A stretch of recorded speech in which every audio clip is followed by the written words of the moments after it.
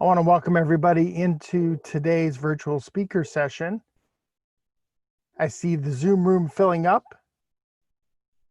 If you are just joining us, go ahead and open your chat box and let us know who you are and where you're zooming in from. We'll be getting started in just a minute or two. We will start around 9:03.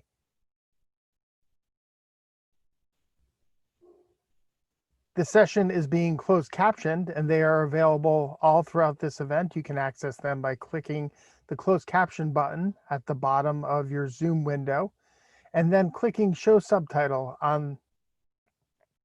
You may also customize your caption view by clicking the link that is in the chat box.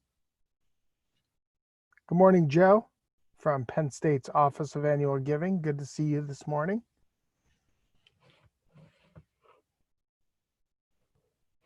Again, if you're just joining us, go ahead and tell us who you are and where you're from this morning. And maybe what your morning drink of choice is. Here on Coffee Hour, I drink Starbucks coffee. What are you drinking this morning?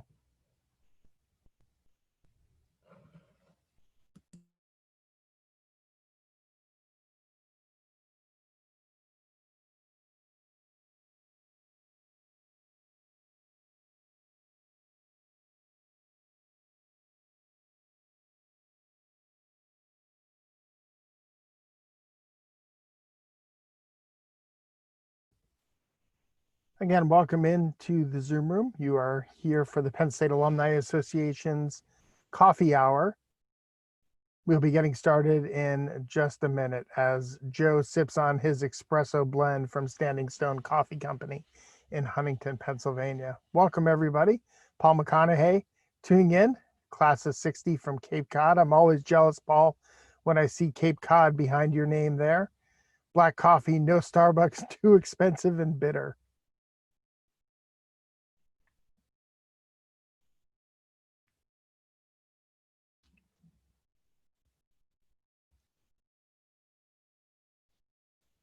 Paul, did they play baseball up there on the Cape this summer, or was that canceled as well?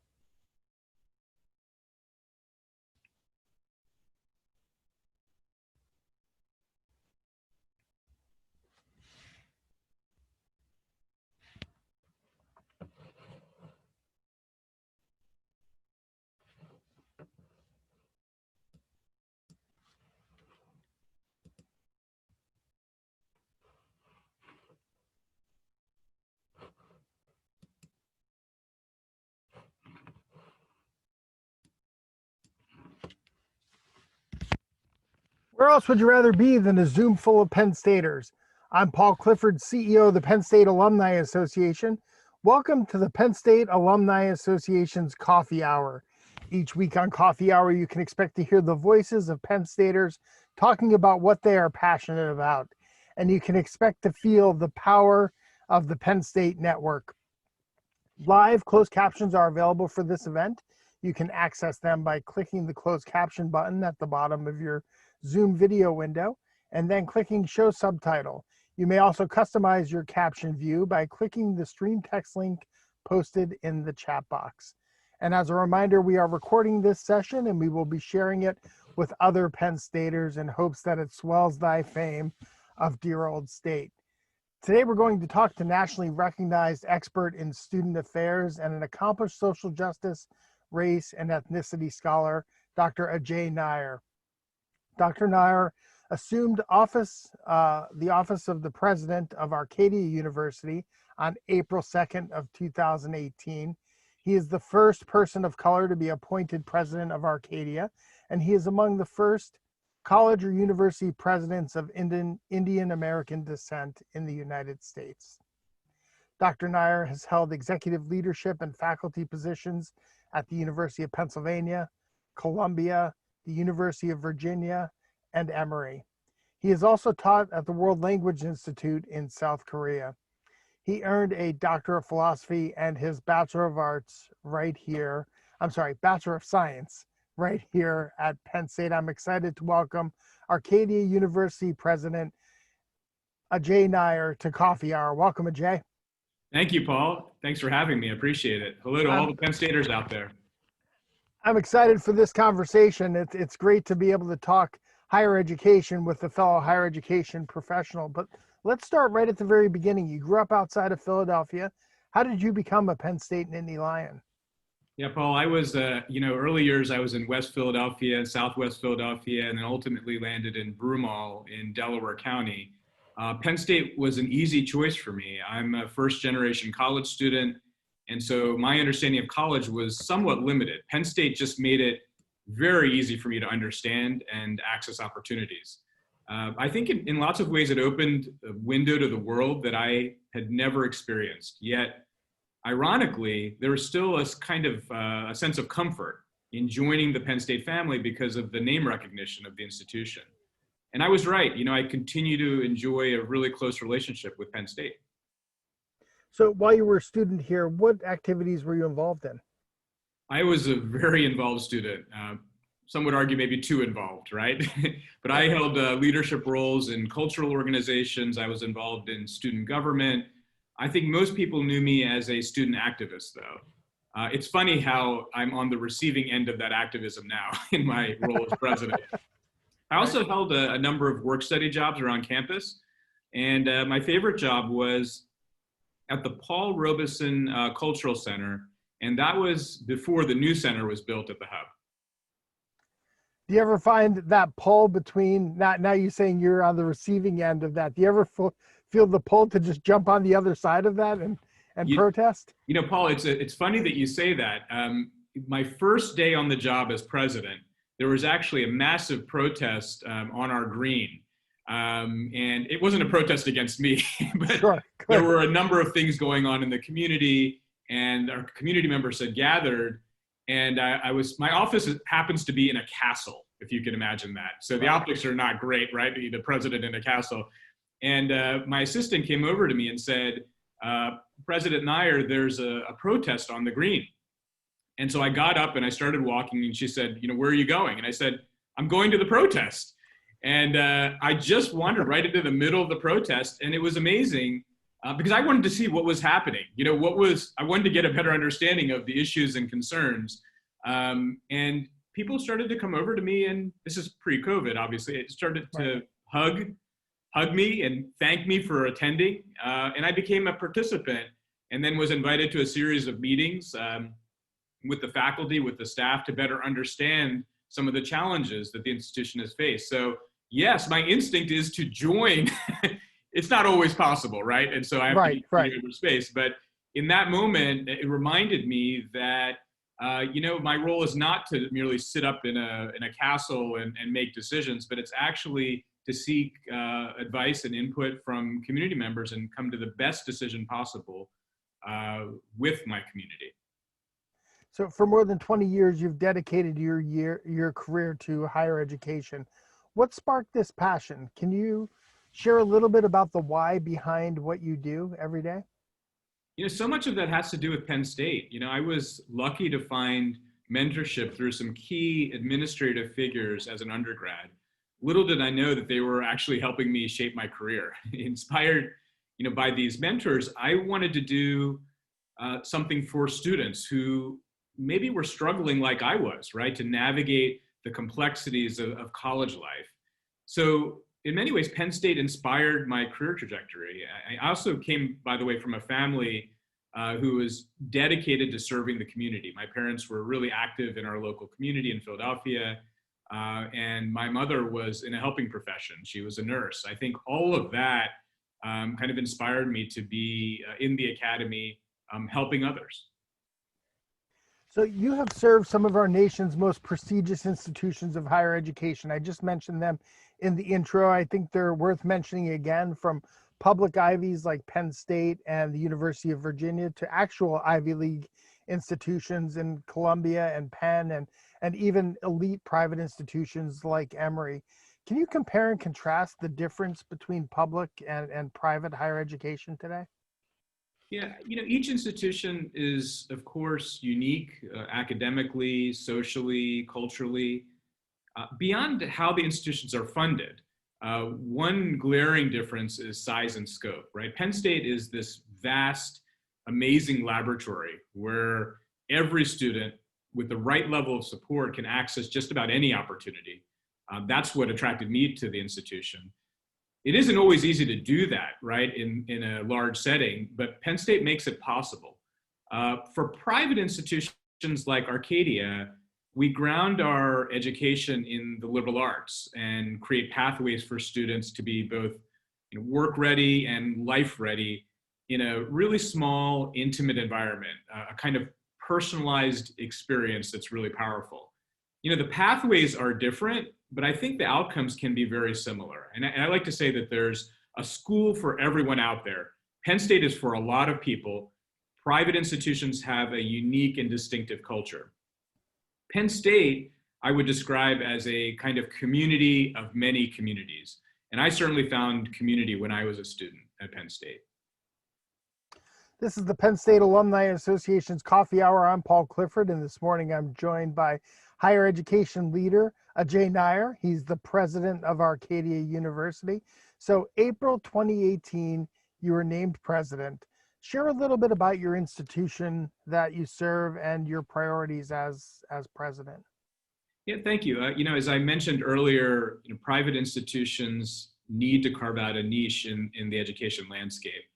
Arcadia has done that in four different ways. First, Arcadia has incredible strength in the liberal arts and the residential experience in a small, intimate living laboratory right outside of Philadelphia.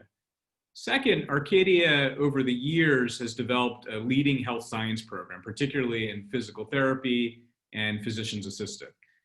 And third, Arcadia is also really well known for its global education program. Each year we send about 3,000 students abroad, including Penn Staters, through our global education programs. We have a dozen or so centers around the world to help facilitate different global experiences, everything from internships to research opportunities to coursework. And fourth, many people may know that Arcadia was formerly Beaver College, founded in 1853 as a pioneering liberal arts college for women. I mean, we were doing this work when there were very few institutions dedicated to serving women in the academy. This progressive legacy is still part of Arcadia's DNA. Today, that calling kind of pushes us to prioritize justice, equity, diversity, and inclusion in everything that we do. And ultimately, my vision is to build an institution that is a reflection of the world that we want to live in by leveraging these four strengths. It's kind of like putting the pieces of a puzzle together so that the institution can realize its full potential. I want to dig in a little bit to that last piece that you just mentioned, and it seems like you might be the perfect president at the right time for Arcadia to approach the social justice and racial equity. It's been important to you throughout your career. Almost a year ago, you wrote an op-ed in the Philadelphia Inquirer in which you wrote, "To be among the first Indian American university presidents is both a blessing and a disappointment." You went on to cite statistics from the American Council on Education's 2019 report on race and ethnicity in higher education, where they, and I'm quoting, 30 years ago, merely 8% of college and university presidents identified as non-white, while that number has more than doubled to 16.8% in 2016. It's still woefully behind where we need to be. So there's a lot packed into that statement, but let's start with, for where do we need to be, and what are those barriers that are in place that are keeping us from getting there? Yeah, Paul, I receive calls and emails frequently from individuals asking about my career path, and they say that before me, and these are often from people of color, they never imagined pursuing a presidency or a leadership role in higher education. And so I can only hope that my presence as a leader in the academy helps inspire others to pursue their dreams and encourages those in power to open doors for others. You often hear that there's no pipeline, right, to recruit diverse candidates. I've heard that from just about every leader in every industry when asked about recruiting diverse candidates. And sure, recruiting is really difficult. When I started at Arcadia, I was the only person of color on my cabinet. In my 2 years at Arcadia, I have a cabinet now that is made up of 50% people of color and 50% women. And by the way, every hire is among the best at what they do. Most institutions have diversity and inclusion as one of their many, many priorities, but in my opinion, it needs to frame all the priorities. Otherwise, it's just lip service. It's not about checking a box. It's a commitment to diversity helps ensure that you have the most talented team to serve your stakeholders. Absolutely, absolutely, and that's very well said. Um, the murder of George Floyd has once again brought our nation's history and ongoing issues with social and racial injustice, which are just embedded within institutions across our country. These moments have caught the attention in the past, but quickly subsided. This movement seems different. Does it seem different to you? Absolutely. The movement is different, I think, because it's raised the consciousness of our society. It's called out white supremacy and anti-Black racism. It's a movement that's called upon every one of us to approach each other with a kind of humility, a cultural humility, to approach our relationships with more self-reflection and self-critique. We used to talk a lot about tolerance and inclusion, and I think this may have been a building block for us, but the movement has called for a more radical reinvention of how culture actually operates in our society.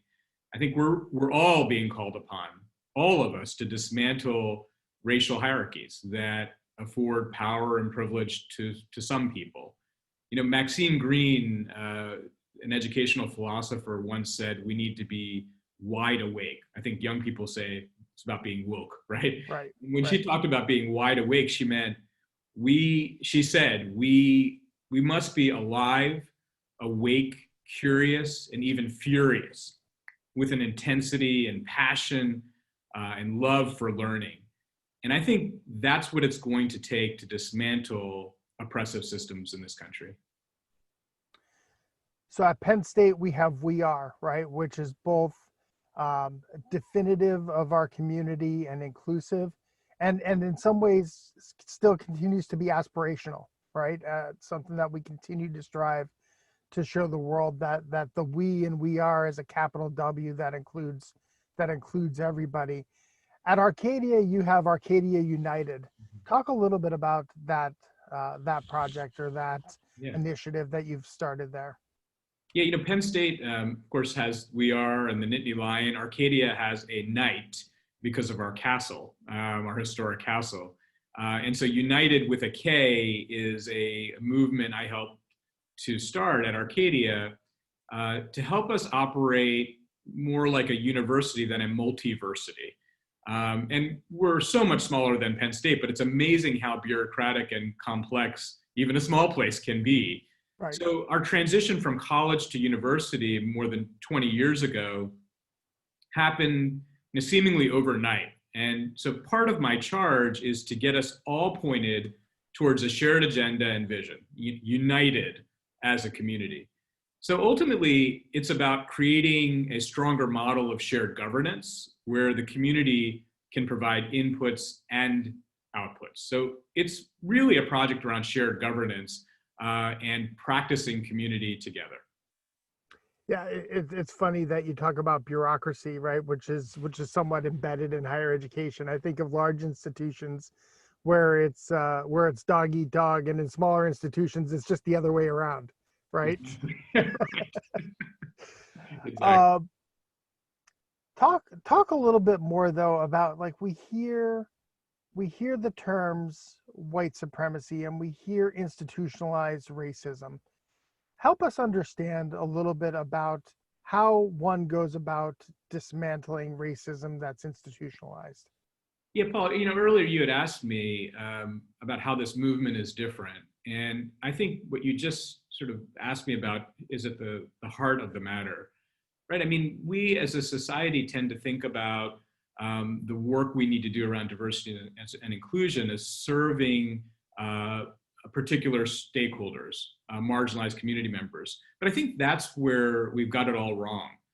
The work that we're doing around dismantling white supremacy and dismantling racism actually benefits everyone, right? It's not about benefiting a particular group or advantaging a particular group. It's really about creating a stronger community for everyone. I mean, this is, if Penn State firmly commits to this work, which I know it's interested in doing, the entire Penn State community is stronger as a result. So I think it's about a mind shift change.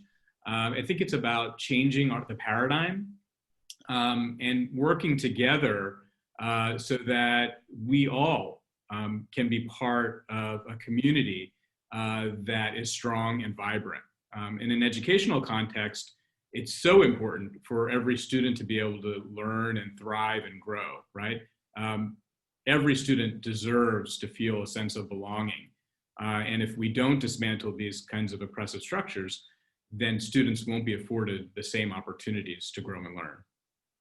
Absolutely. I think Coach Franklin said it best yesterday. We had a virtual roundtable on social justice and equity and inclusion at Penn State, and that ongoing conversation that we have been having here in the wake of George Floyd's murder.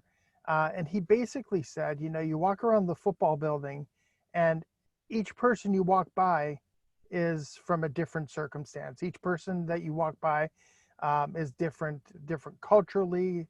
And yet when you bring that whole group together, right, it's about putting people in the best positions for your team to be as competitive as they possibly can, regardless of everything that they are bringing, right? We're looking for the best. And when he looks around the football room, right, he sees all of this diversity and sees it as a strength, right? And I think that's exactly what you're talking about there, is that there is strength in difference, which makes us all better. That's absolutely right. So you are active on social media. Hashtag Pres Nair is a real thing. Go ahead and check that out on Instagram and on Twitter. Talk about how you use social media to connect the Arcadia community. Yeah, actually, it's my gateway to Arcadia and the world. But especially for my community, I think it helps humanize me, the presidency. I think people forget that presidents are people too, right? That we're human beings. So social media for me becomes a space to express those vulnerabilities, but also I use it as a platform to speak my mind and to help seek positive transformation in my community and in the world. That is the perfect segue. I want to share one of your 846 reflections, and I'm going to share this now. I'm going to share my screen now, and then I'm going to ask you to talk a little bit about these videos that you have been putting out on your social media platforms. Sure. But let me go ahead and share that.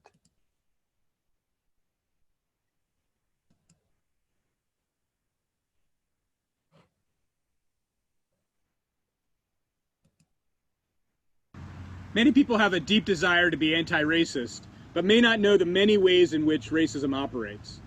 Individual racism is our beliefs, attitudes, and actions that perpetuate racism unconsciously or consciously.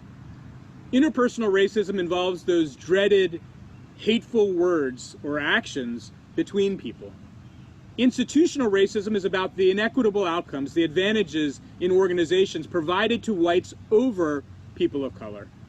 And structural racism is the system of racial bias that permeates our society and institutions. These structures provide advantages to white people. Being anti-racist is fighting against racism and understanding how racism operates within us, between us, in our institutions, and our systems.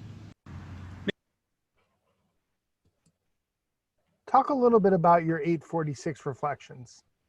Sure. The 846, I'll start at the beginning. After the death of George Floyd, I'd sent out an initial message. It was just, from the heart, I sent out a message on social media that, look, we need to be more compassionate and have more love, right, in our society. And I quickly kind of realized, based on some of the dialogue there, that that wasn't enough as far as a message is concerned, right? In fact, that was kind of a hackneyed message, in that we've been talking about love and compassion for a long, long time, yet people are dying. And so I kind of took it upon myself to think about how I could use my platform to do more education and actually invite dialogue so I could also be educated, acknowledging my own sort of frailties in this work, right? And it worked, right? I mean, it sparked a good number of discussions that I learned a lot from. 846, of course, comes from the sort of symbol of police brutality associated with the killing of George Floyd. And I tried to create a series of videos within that sort of 846 time frame. Of course, I talked too much, so I didn't quite make it within the 846 time frame. But I used it as a platform to educate and to be educated. I invited dialogue in the hopes of creating a virtual learning community. We have powerful platforms. Why not use them to affect positive change? Absolutely. Talk about how it's been received by your community. I'm sure you've received a variety of feedback. Sure. As president of a university, in any leadership role, I'm sure you experience this too, Paul.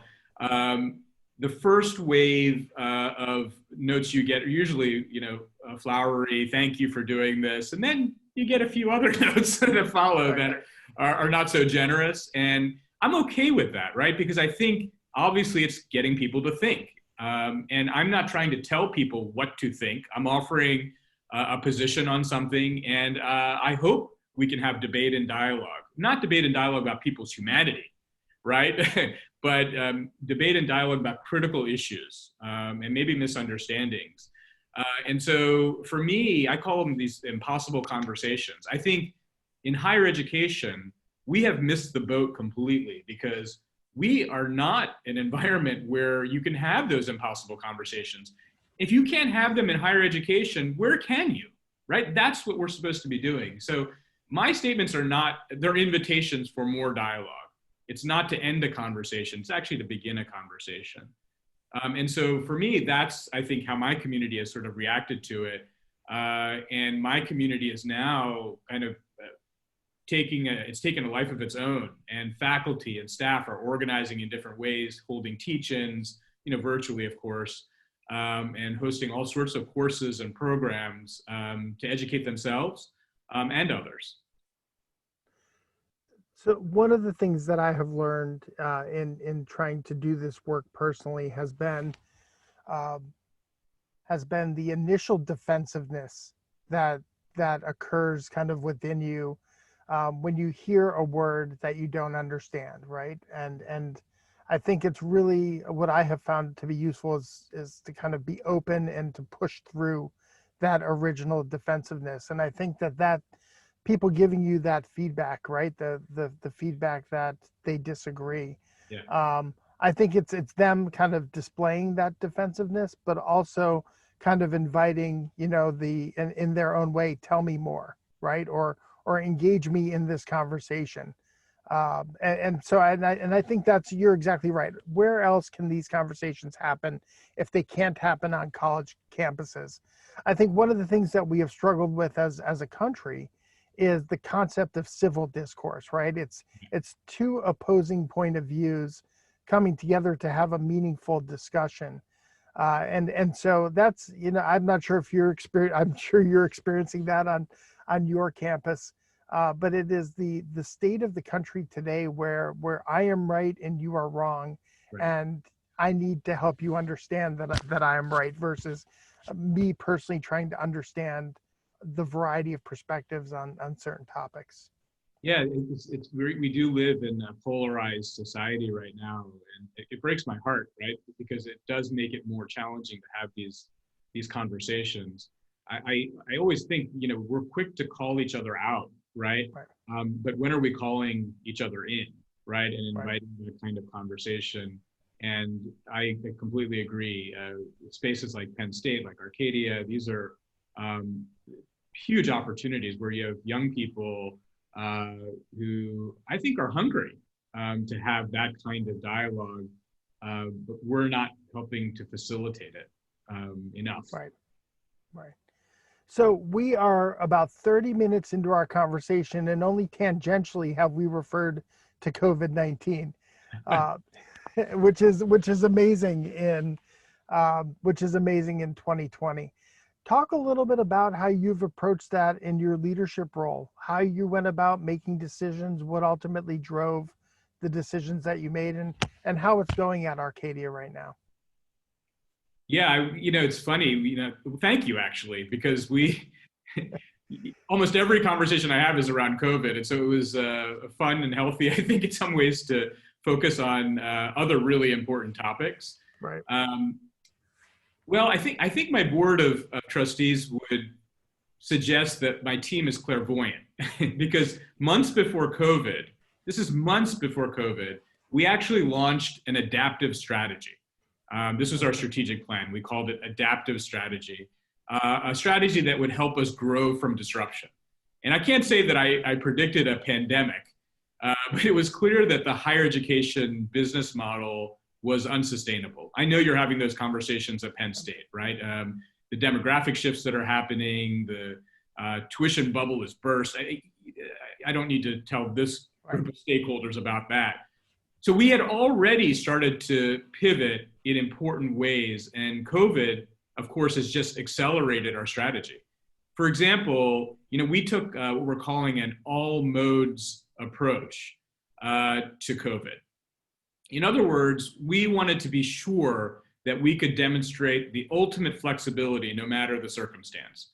And as a result of our strategy, my hope is that Arcadia emerges as a global leader in how we can reimagine higher education socially, culturally, and financially.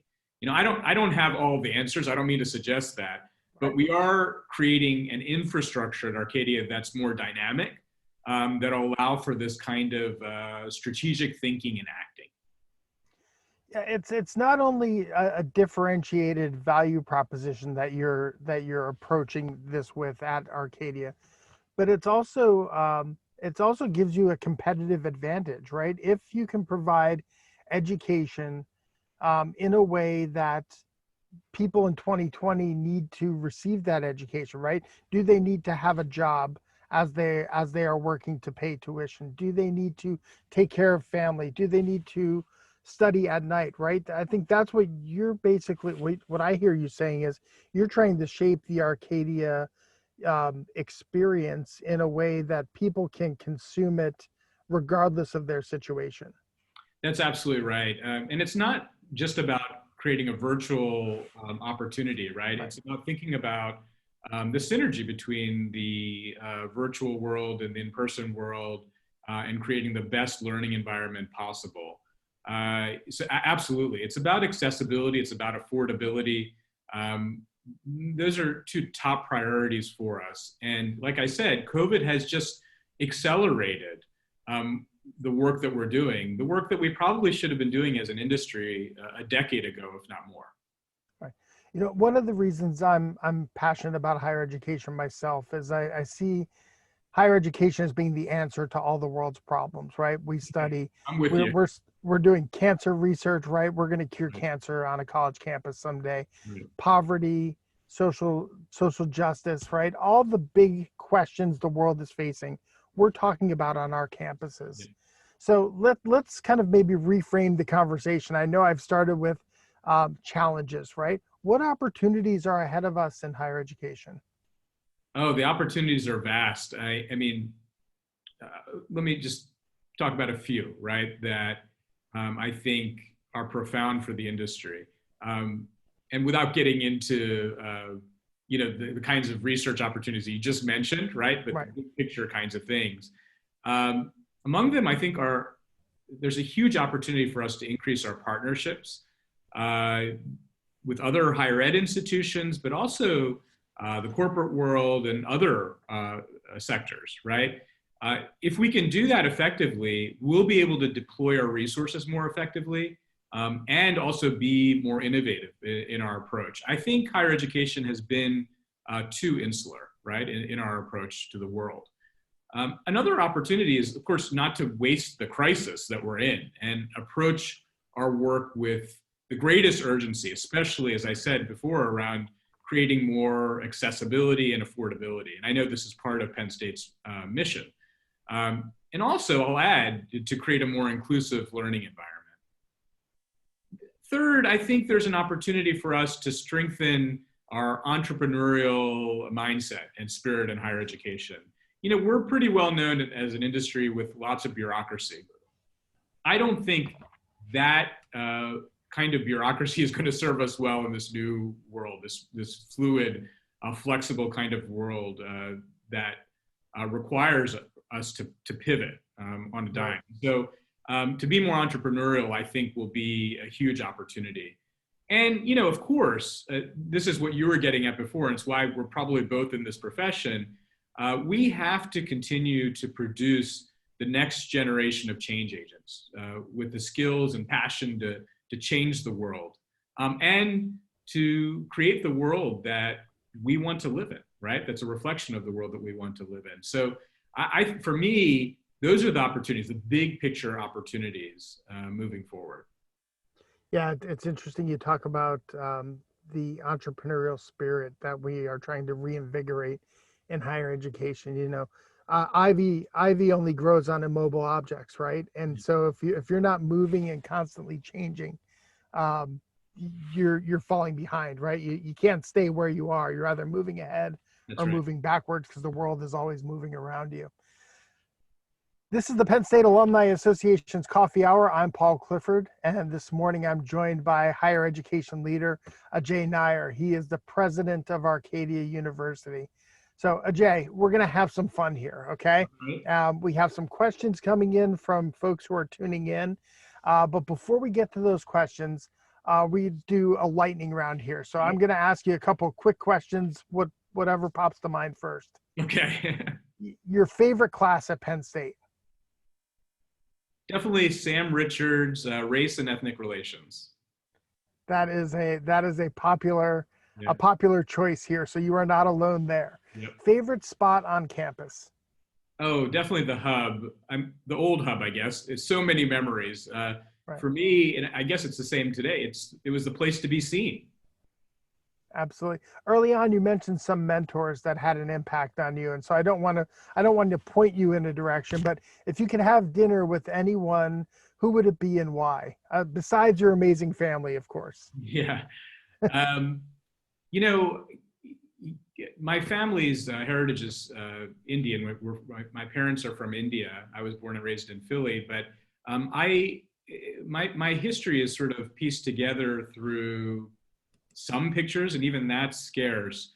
I'd love to share a meal with my maternal grandfather, who I've never met. I mean, he passed away before I was born, to better understand my family's legacy and history. I mean, it's a challenge, right? To sort of teach that to kids without knowing that. So that would be my choice. And there's so many others, by the way, but that one personally would be important. Absolutely. Leslie Jackson just dropped into the chat, laugh out loud. These youngins don't know anything about the fishbowl. So I think she agrees with your old hub reference. That's right. Before we went live, we were talking about how if things were normal, we would be out on the road traveling. Yeah. What is your most unusual "we are" moment? Kind of an unexpected place where you heard "we are." Oh yeah, everyone's got that moment, right? Right. I think it was actually in India. Was I in Bangalore? I think I was in Bangalore, and I was wearing a Penn State T-shirt, and of course the "we are" comes out, right? And so, but it was kind of in passing, so I wasn't able to engage the person in deep conversation. But look, Penn State has a presence everywhere, and I love it. I love it. Your favorite Penn State sport? I'm definitely a huge Penn State football fan. Great. And the final lightning round question is your favorite flavor of creamery ice cream? Oh, I'm hungry. You just made me so hungry. Oh, definitely the grilled stickies. Oh, okay. Excellent. I mean, I like the real grilled sticky, but as a flavor of ice cream too. Great choice. So a couple questions coming in. You talked about financing higher education, and you talked about how important faculty is to your institution. So where do you see the role of adjunct faculty in the future of education? More hiring or less hiring? I think that's going to be institution specific, depending on their vision, their strategy, and where they are in terms of proportion of full-time faculty versus adjunct. But from my perspective, I would anticipate a rise in the number of adjunct faculty that are employed in higher ed. And I think what I'd like to share about that is we have a deep obligation to treat our adjunct faculty with great respect and dignity in terms of paying them a living wage, a fair wage, because what they contribute to our campus communities is significant. Our reliance on them is significant. And I'm not sure we've always treated adjunct faculty as an industry fairly. And I think there's a movement now to be more equitable. So I think the dependency will increase, but different campuses will have to manage that depending on their goals. So Vicky Fong is, first of all, she's saying hey, hello. Vicky's one of my mentors. That's one of the people I was referring to. Hey, Vicky. She is so proud of your accomplishments. But she wants, it harkens back to the conversation we were having earlier. How do universities balance free speech and civil discourse, yet discourage hate speech or cancel culture? Oh man, well, we'll need another webinar for that one. Vicky, I'm not surprised you're asking that question, right? As a communications guru and someone who mentored me, but I think that is at the heart of a lot of the sort of trepidation that institutions face when they want to have this sort of open dialogue. But I think I'll say that my opinion as a higher ed leader is that institutions need to lean on their values and principles as a community, right? More than they do right now, because we look to our code of conduct or different policies, right, to regulate all of these things. And at the end of the day, your principles and values can guide you in deep and profound ways, but you have to engage your community in a shared understanding of what those values are. The goal, I think, at the end of the day is to have hate speech be a kind of anomaly on campus. Right. In other words, when you hear it, you're shocked. Right now, when you hear it, I mean, we're almost numb to it and disappointed, of course. But the goal is that, because it's never going to just go away. But how do you have it be, just kind of anomaly, right? That you're facing that and your community is organized in such a way that you can deal with it effectively and talk about why that's happened rather than ignoring it. And just moving purely to just punitive measures or sweeping it under the rug, right?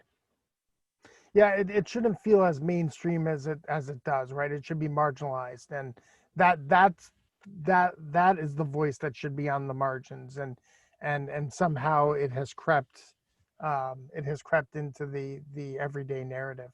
Absolutely right. So question from Paul tuning in. What is the cost to attend Arcadia, and how are you charging during COVID, right? We think in higher education, cost versus value, right? And how we're approaching that pricing structure. How are you doing that at Arcadia? Yeah, so one of the, I probably should have mentioned this, Paul, when you asked about the difference between private and public education. I just didn't want to get into the finances so much, right. Because it's complicated. But to essentialize it a bit, Arcadia's sticker price, there's a difference between price and cost, right? And so that's the best way I can describe it. There's a sticker price associated with a private education. A place like Arcadia, it's going to look like $50,000. And I know everybody's jaws drop when you say that. The reality is very, very few students actually pay that. The true cost is something like $20,000, right, after a heavy, heavy discount. Their students we're actually very competitive with state-related institutions like Penn State. Right. In fact, you might be surprised to hear this, but when we look at our top competitors, Penn State is one of our top 5 competitors. And I was shocked to see that, but that's because students are shopping, right, for the best deal. And students, especially that want to stay regional. And so it becomes an interesting dynamic. The price versus cost is really important. Almost every private institution is heavily discounting. And we're among them. By the way, that's part of the problem with the business model in higher education. It's unsustainable, right? And so the way in which we're building our business model needs to shift and change. And of course, we want to continue to be affordable and accessible. And so there's an inherent tension there. It's unsustainable financially. There's also a little bit of education that needs to happen around how we finance higher education in terms of people understanding endowments and how endowments are used, right? They hear these institutions with really large endowments, but don't understand the nuance of that, right? How that money is specific to certain donor intentions, if you will. So exactly. Yeah, it is complex. I certainly don't want to dive into it this morning on coffee hour. I will say we are not blessed with a huge endowment at Arcadia. It's an okay endowment, but you're absolutely right. That endowment is committed to lots of other things that are not within our control. It's donor specific. So yeah. So along those lines, right? Do you expect to see closures of universities in the coming years due to the economic effects of coronavirus? There are financial strains on some of our smaller institutions, both public and private, because of enrollments and because of other competition. I think we were going in this direction before coronavirus. I think it's going to be accelerated by it. What's your perspective? I agree. I think you are going to see more mergers and consolidations. Unfortunately, we're going to see more closures as well. I hope it's minimized, right? But I think it's inevitable. We've already been approached by institutions around mergers. And, we, of course, are approaching all of that cautiously because we're relatively healthy, relatively healthy, right? Given the circumstances. And we have some attractive programs, but if institutions aren't considering that, then something's wrong. I mean, they should at least be thinking about it. Even the healthiest of institutions, if such a thing exists now, because there's opportunity for us to do work together. And so I will say that I think the way in which we've approached partnerships is going to change. It's not going to just be about joint programs or articulation agreements. It will be much deeper than that. And yes, I do. Unfortunately, I see the future holding the reality that we're going to have fewer higher institutions standing following COVID. So are you thinking more joint or co-enrollment where a student might straddle a line between two institutions in which they're attending? Yeah, the model actually already exists where institutions may do away with entry-level courses and kind of outsource it to another institution, right? Where you may take, if you're a Penn State student, maybe you take all of your accounting classes or your intro accounting classes somewhere else. That sort of model certainly, but you may see consolidation of campuses that are in close proximity as well, in terms of shared services and shared resources. Which isn't necessarily a bad thing, right? But what we have to keep in mind as higher ed leaders, I think, are the livelihoods of our employees, right? I mean, it's again, really challenging. We're taking that approach at Arcadia. There's definitely going to have to be sort of infrastructure shifts and changes. But at the end of the day, we also, again, want to treat our employees with the greatest respect and dignity, and take the best care of them that we possibly can. Absolutely. Well, you described it earlier as students shopping, right? Mm-hmm. People only shop in a marketplace, right? And the market's adjusting right now. And those institutions that are adjusting with the market will survive, and those that don't will will find themselves on the other side of that. But the market will continue to evolve, and I think that's actually healthy. It makes it stronger for everybody. That's right. That's right. You know, at the end of the day, it's not just about the survival for us. We want to thrive as an organization. And so I don't want to be a year or 2 years behind other institutions in their decision making. We have to take calculated risks in terms of our approach here. We're piloting so many different things right now. And, you know, it's like throwing things on the wall to see what sticks. And that's new for higher ed, I think, right? But as a small kind of nimble institution, like Arcadia, we can do that. I imagine for a place like Penn State, it's a little bit more challenging, right? Just to throw things on the wall. But it's one of the advantages I think that I have, that we can pilot and test things and be innovative and shift and pivot. Ajay, thanks for joining us on Coffee Hour. That's all the time that we have, but your accomplishments are swelling thy fame of dear old state, and for that we're truly grateful. Thank you. Thank you. Thanks for the opportunity, and good luck with the rest of the semester. Absolutely. And thank all of you who have tuned in this morning on the Penn State Alumni Association's Coffee Hour. We invite you to visit our website at alumni.psu.edu for more information about our virtual programming. Check us out tomorrow night, 8 o'clock. Tomorrow night, 8 o'clock Thursday, for Football Letter Live. John Black and I will be coming back again for our second episode of that new program, and we look forward to talking more about Penn State football and our great history. Thanks again for all you do for the university, for the glory, and for the future. We are